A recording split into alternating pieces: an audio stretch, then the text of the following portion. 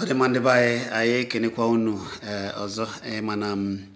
ụmụ ihe gbasara mmụọ ọ dapụta otu a achọwa ndị odolo anya ka ha kọwatụ ya dịka o si ada na ihe gbasara omenala nakwa ọrụ ndị dibịa ihe ha kwesịgasịrị ịlụ na ihe mere ụfọdụ jee na nke dibịa ọrụ aga ya ha enwe anwụrụ jee ye dibịa ekene nakwa ihe ọzọ mere na ụfọdụ jee na nke dibịa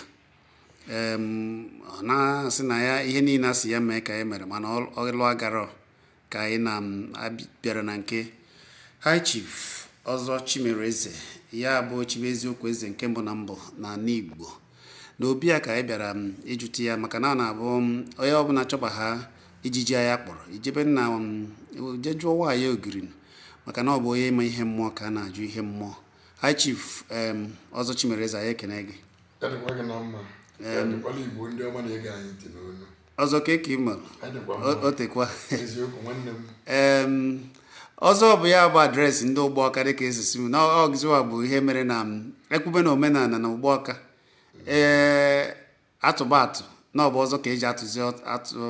Ụgbọọka ya gaziere gị ọzọ ndị ka ndị nze na ọzọ na ndị ọha nze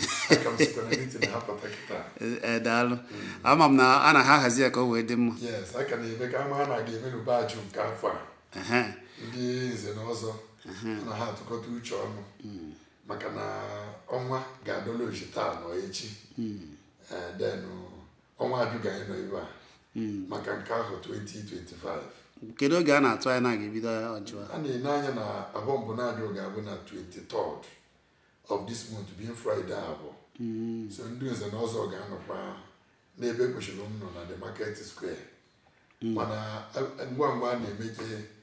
Saturday ga-abụ 24 mgbe ebidozie ọ ga-ebido n'ama ọdụdọ ọ batazie na nkwọanyị ndị Ishikwe na-ehostu mgbadisiye na Ụgbọọka niile omekechikwe oshi ebe ahụ wee jebe ọfụ oge kọmuniti ya obodo Igweshi from nkwọanyị n'oge chukwechi ebe ahụ wee nabazie umeisi anebe agụma bụ the other community bụ ebe a na-achịkọta mgba for the year maka na ọ na-abụ 4 days celebration or festival meeting m kacha ebe abụ bata nnọọ. Kedu ndị a na-atụ anya na ha ga-anọcha n'ọnụ? A lot of dignitaries ma ndị igwe ndị ikwu na ibe ma ndị ga-abata maka na ihe na-ejikọ obodo ọnụ oyibo obi aṅụrị ka ọ bụ nke ọzọ ịkụziri rụtụrụ aka bụ mgba ya bụ na ndị okorobịa dịka esi agba mgba na gboo ahụ na-aga agba mgba ụbọchị ahụ ọfụma anyị jikwa ohere a wee na-akpọgokwa ikwu na ibe ha nọnyela anyị something na ignite more powerful influence relationship ma obodo na obodo enyi na enyi ọ bịakwa kirie promote oke ọcha anyị dịka o si dị maka na ihe ọma ka ọ bụ ma egwu ọdịnala ga-adị ihe niile ga-abịa ọ ga-abịa n'ozuzu ya. Ọ dị mma. High Chief Ọzọ Chimereze ya bụ Chimeziokwu Eze nke mbụ na mbụ n'ala Igbo na-anụgonu ka o si kwu ya ajụ a ka eji mara anyị ndị nkanụ ọbụla ga-ekwu ajụ ha ga-ama ya mana ndị Ụgbọọka gajisiri ike nke ahụ bụ ofu ihe ọzọ kemgbe ka ị na-ekwu ya na-ekwuchi ike na omenala ahụ na ndị Ụgbọọka gajisiri ike wee bụrụ na ihe kwuru ka a na-eme. Dalụre nne ka anyị kọzia n'ubi ya bịara ọzọ ọ bụ ka ndị dibịa si alụ ọrụ ugbu a ka anyị ji chọọ ịmatazi na ewe ndị na-abụ ha jee na nke dibịa a sị na ha ejego na be dibịa mana ọlụ ụfọdụ jee ọlụ mana ụfọdụ ndị dibịa ụfọdụ ka na-etu ọnụ tigide ọnụ mere na ama m na ị ga-anụgonu ka o si ada na Anambra na nwamgba afọba aka na-acha Anambra siziri ndị a na-etu ọnụ ihe mmụọ na ha ga-ebunye ike bunye ego bunye ihe dị iche iche ha bịa ka ụka ya ga-esi wee mee ya ụfọdụ ka ejikwa ụfọdụ mechazịa siziekwa na ọ bụrụkwa ka ha si ekwu ya ka o si eme na ihe a na-eme bụ kọntentị na soshal midia na egwuregwu ka anyị na-eme na ọ bụrụkwa ihe a na-ekwu. Kedu ihe ị ga-ekwu gbasara ọrụ ndị dibịa ọgbara ọfụ ugbu a ọzọ dịka onye isi omenala na onye dibịa ama ama na mba ụwa? Ekene m gị ezi nwanne m kene Igbo ndị ọma niile na-ege anyị ntị n'onu mba ebe ọbụla ha nọ nakwa. Nke bụ eziokwu bụ na ọ bụla ahịhịa niile yiri ụgwọ bụ ụgwọ. Ụgwọ dịkwa, ọgwụ dịkwa. Enwekwara ezigbo dibịa, enwekwara ndị na-abụghị dibịa bụ ndị na-akpali amụ. Ụfọdụ sef na-amaba ukwu pọpọ akwa asịrị na ukwu pọpọ abụgola alụlọ, mana ọ bụghị ụdị osisi ahụ ka gbuo onye Igbo maara na mmụọ bi n'ime ya. Mana n'ihi ka uche ya si gwa ya na ka o si wee si n'ụka wee si n'ọtụtụ ụzọ okpukperechi wee pụta iji wee zikọ na ya achọpụtago na ebe ahụ adịghị larịị,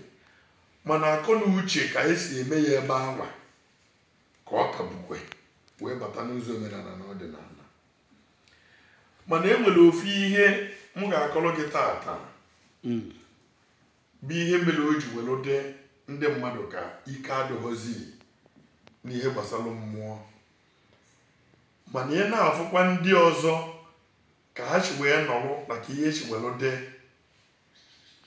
okweghị odoge anya na ọgwụ na-alụkwa n'ọrụ maka na ọgwụ dị, maka na ọgwụ bụ aka mmụọ. Mana ọ bụ ka akụ ilu si ada n'ọnụ ka o si ada na ntị ka o si atụ n'ọnụ. Ka m weli ya na mgbe ajụ anyị na-ekwu maka ajụ, onye ọbụla ifuru edebelu njọkụ ji ọdụ how long ka ọ na-ebido alụba ọrụ. Onye ọbụla chọrọ ịgwa gị, chọrọ ịdị honest to the truth, anyị nwa na-akpọ ya na be anyị ebe a ibube edebe gị njọkụ ji, izugo ihe eji mmadụ eme, ịwazi ọjị mmụọ na mmadụ esoro gị taa ya, ime ka edikri da n'ihu mmụọ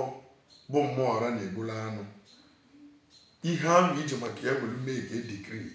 bụ ọfọ ịgalụgọ ọ ga-abịa na mmezu maka na itozugo. Mana e nwere imirikiti ndị mmadụ taata etozughọ n'ihe, ha etozughọ na mmụọ, ma ha ya aga n'iru arụsị gakwula ebe ahụ mekibe dikri imechie ya ọma ha arụ ọrụ. Mana ọ bụrụ dịka si ekwuo how long ka ọ na-ete eke onye edebelu njọkụ ji o ji adụ really activated na ifụlụ o di do process for that 6 years ọ ga-eji bido wee come up to life wee serve bagị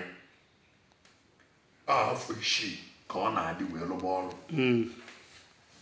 Mana enwe ike idebere ya mmadụ tata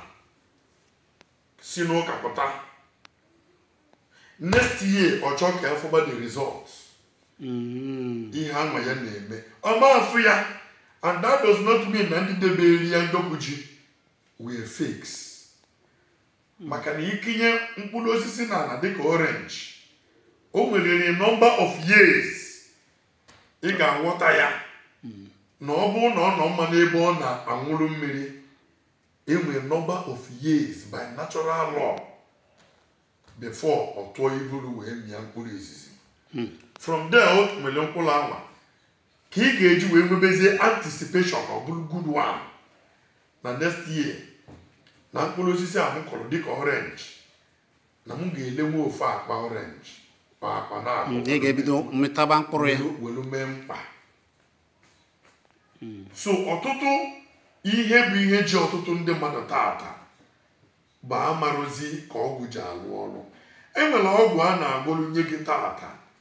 ọ dịkwa active, bet na oge ọ ga-ebido wee gabalụ gị ozi recognize ya gị, o nwere ike ọ nọ gị n'aka for 6 months na-atalụ gị ọjị, na-aṅụrụ gị mmanya, ị na-agbụ ya ihe si gị n'ọnụ, ọ na-epik your aura and your spiritual makeup. Ọ ya mere eji mechaa ụfọdụ asị na a na-erekwa ọgwụ. A na-ele ọgwụ ahụ efula a na-ele is to bring it back to activeness. Ọ dị ka onye fon ya lụgoro ọrụ ọfụ na dị batrị adịbagolo ọ ga-recharge ya. Mana makwanụ na enweghị ka fon ị gotere kịta ga-alụrụ gị ọrụ na ọ bụ na ekwe ihe n'ọkụ, ọ ga-agarịrị through configuration. Kama na ọ bụrụ dịka na-achaji gị ya oge alụchara ya, o nwegodo ume dị ya n'arụ ịgazi egolu the phone as electronics, onye anwa lesilu gị na gị na onwe gị agbazie reactivate ya phone akọmzie up to life. Ọ dị ma ọzọ itinyezie ya sim you can now make call you can now use it obidoro bọọlụ. Ọ dị ma ọzọ ewe ajụjụ m chọrọ ịjụ gị nke m nụrụ a na-ekwu maka gị mana tupu nke ahụ na-eme ewe ndị na-anụ ọnụ gị ga-achọ ihe ka ị kọwara ụmụ ihe miri emi ịmana oge adịcha na na-ekwu ụdị ihe dị otu ewe akara ekwentị nọ na WhatsApp onye chọọ ka dozie ya ụzọ na mmụọ maọbụ ihe mmụọ gbagwojuru anya anọ m na WhatsApp. kedu akara ekwentị ọzọ? Ya bụ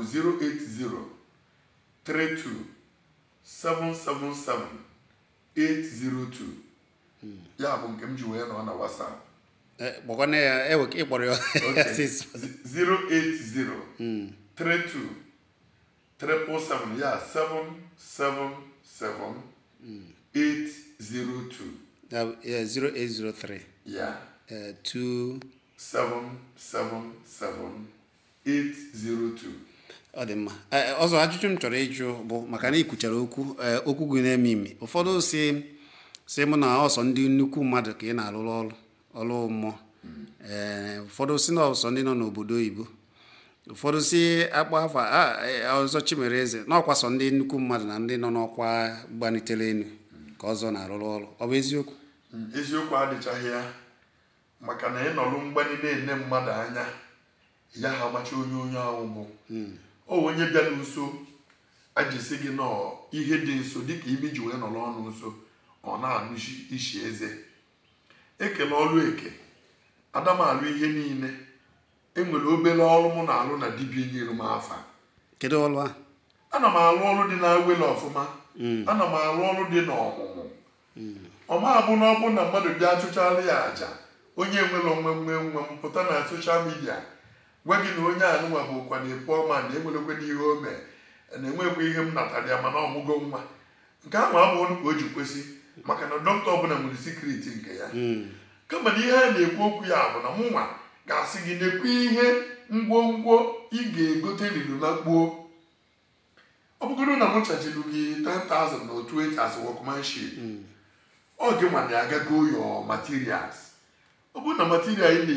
ị ga-agagote based on ụdị ọrụ iji bịa ga-eri gị 50 or 60,000. ọ bụghị na ya bụ na ọmụnwa na-achaji gị after all na m chajigodo gị 10,000 na 20 as workmanship ide enye m more than 100 naira da ọ bụgoro gị 200,000 ka anyị kwetara na ị ga-enye m na ịfụ n'anya welukwe aka mgbu sọsọ dibịa na-alụ ụdọ ọrụ ala na mpaghara nke m ebe a abụghị na enwe ọtụtụ dibịa na-alụ ya 100 naira ka ị ga-edebere m out of workmanship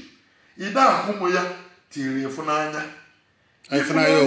onye jizigo na ama m obere nke m na-eme ya ka m ji asị gị jide ego ahụ kwesịrị ịbụ nke m dọmpe debe m ego nsala ọgwụ bụ 100 naira mana ọ gị nwa ya akwa ngwongwo eji alụrụ gị ọrụ eji achụrụ gị aja so e nwekwere turuturu ndị ọ na-abụla ịgwa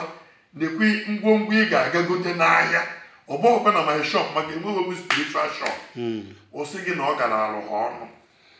so ị mapụta kịta si onye na-esi ofe dịka ịkọ ya gwuru 1,000 naira chielu gị ọma agbajila aka ya tinye ya ọ ga-agụrụ gị ngwongwo eji esi ụdị ofe ahụ oyi gotekwa oyi wetepụta ojikwukwe gị na ya maka eji esi ofe ahụ. ọ dị ma ọzọ kedu akara ekwentị ndị mmadụ nwere ike iji jụta gị ajụjụ maka na iyere akara ekwentị a si na ị nọ na WhatsApp ewe oge eji pụrụ iche mmadụ nwere ike iji kpọọ gị weta gị maka na ọ na-afịa ụfọdụ alụ oge ụfọdụ akpọkwa m sị m na ha na-afịa alụ na ha chọrọ ka gị na ha kwuo mana ọ na-afịa alụ iweta gị ị na-anọkebe ya kedu akara ekwentị ahụ ga-agba akpọ ozugbo eweta gị na WhatsApp? nke a nụnwa apart from the WhatsApp number bụ 08032777802 nke ịbụọ ya bụ Glo nọmba m nke a na-akpọ bụ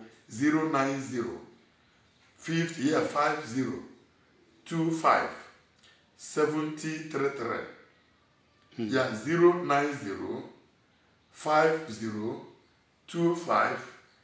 09050257033. n'ihe mere o ji adị ka a dị enwetakere m bụ na ebe m na-alụ ọrụ dị n'ọma agụ ọ dịchaghị nso n'ụlọ bụ ebe edebechalụ mas bụ ihe na-achịkọta okwu na-aga n'ikuku ebe nke m nọ ọ bụ anyị luo ọ bụchala ụmụ nwamba ọtụba oge ụfọdụ ọpụọ kpamkpam ọ ya na-eme eji adị enwetakịrị m mana oge isi ụtụtụ na mgbede na-abụkarị the best timing maka na ọ na-abụrụ ọtụtụ oge bụrụcha ọrụ gbagote n'ebe obi m dị bụ n'ụlọ netwọk na-aka aga ebe a mụ na gị nọ taa wee na-akpakọrịta nkata mana onye zi ego ozi na WhatsApp ana m afụ ya mbatara na aga m afụ ya and aga m respond akara WhatsApp ahụ bụ gịnị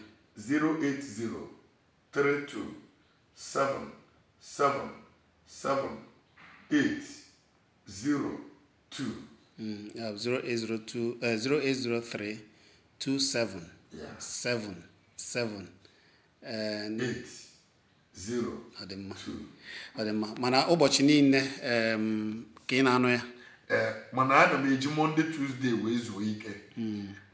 eji m ya ezu ike ana m alụ ọrụ m niile from Wednesday to Sunday. Onye chọọ irute esi obodo dị iche iche chọọ irutekwa Ụgbọọka ebe ị nọ mụnwa bụ onye Ụgbọọka ọ naghị elute na first signboard bus stop audio a very popular bus stop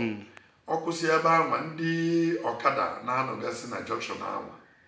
ọjụ ha na ya na-aga nke ọzọ Chimereze Chianyemeze ha ga-ebute ya na ọ ga-ajụ ya ụlọ ọrụ m ka ọ be m ụlọ ọrụ m ka m na-anọkarị afụ mmadụ ọ sị ha ya na ụlọ ọrụ m ya bụ onye osi ebe ọbụla o si rute signboard bus stop na Ụgbọọka yes ọ ga-adịli ya mfe ịbịa ebe m na-arụ ọrụ ọzọ ọ ga-adịrị gị na mma edịkwala anyị